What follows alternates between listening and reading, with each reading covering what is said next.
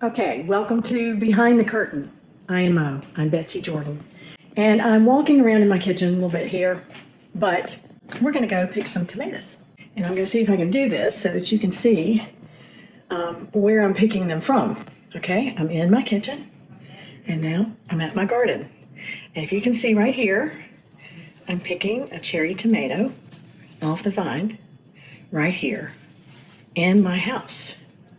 And I can make all kinds of things with this. But I want to tell you how I got to that place where I wanted to have vegetables in my house.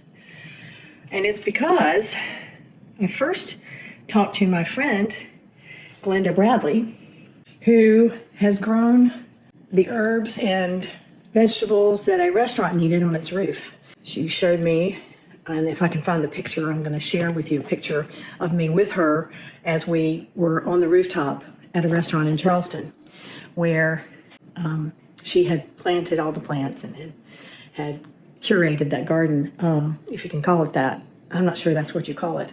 But I am not a big gardener. However, I do like fresh vegetables, and I particularly like leafy green vegetables. So you'll notice that I've grown a lot of leafy green vegetables, like lettuces in my garden. There's red sales, there's some romaine lettuce over here, and then we've got all kinds of different lettuces, and then there's some mini broccolis, there's some peppers, and there's celery. The celery is kind of overgrown. So don't judge me for my talent here, because I am a newbie, but this is a garden, Gardyn, and I'm not particularly selling them. I'm just saying that when I discovered that I couldn't get my fresh vegetables during the supply chain issues, I decided I didn't know what was in them anyway, and I was having to clean them myself, and so it began to be more important for me to have them growing in my house. What's wonderful about this thing is that I can go away for a couple of weeks at a time and put it on vacation mode, and then this little automated Kelby is the name, Kelby, will take care of the garden for me. We'll water it, we'll turn the lights on and off, and you can actually put this garden in a closet as long as you have electricity to it and you can hook it up to Wi-Fi. That's been a beautiful thing for me, because I am a convenience-oriented person. Like it or not, I just am. There's some ways that I will sell out to comfort. But I also know that the supply chain issues are also hurting people who expected to be fed through USAID contracts. And so, unfortunately, politics does touch everything. And even your grocery store prices. And those big box grocery stores were getting those profits by raising their prices for you. And they used supply chain as an excuse. So Trump was promising to bring grocery store prices down. He's not doing that. Biden did what he could to bring those prices down. But the problem, of course, is the larger corporations. That is what is happening.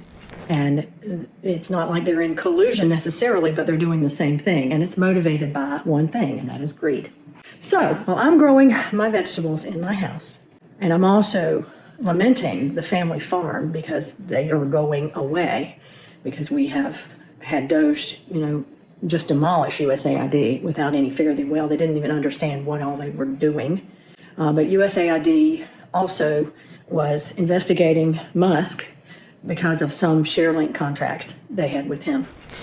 What do USAID, the FAA, the Labor Board, the EPA have in common?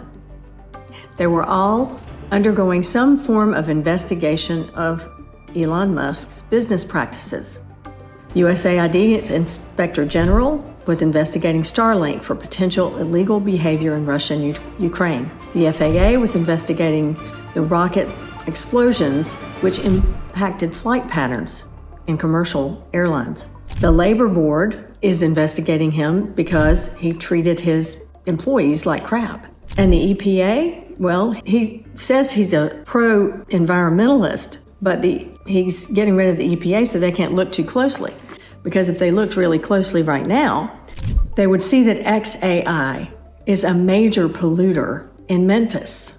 All of these organizations, Elon Musk has tried to gut or shut down or eliminate programs or fire a bunch of people. So I'm putting all this together for you so that you understand what is behind the curtain here, right? So I'm growing my vegetables here because I'm not sure what is in them, because the larger corporations don't have as much incentive to take care of me or you. They are, the head of the FDA, I think, recently resigned. I believe that USAID is influencing our family farm. Those family farms are going to be bought out by corporations, those same corporations that supply those big box grocery stores that raise the prices, that hit your grocery store, and politics actually affects you in terms of grocery store prices and grocery store goods. So while we may try to do what we can about that, be very clear that it's all in pursuit of money, and it's all in pursuit of corporate, takeover of our economy. So we do what we can. And in the meantime, enjoy your vegetables.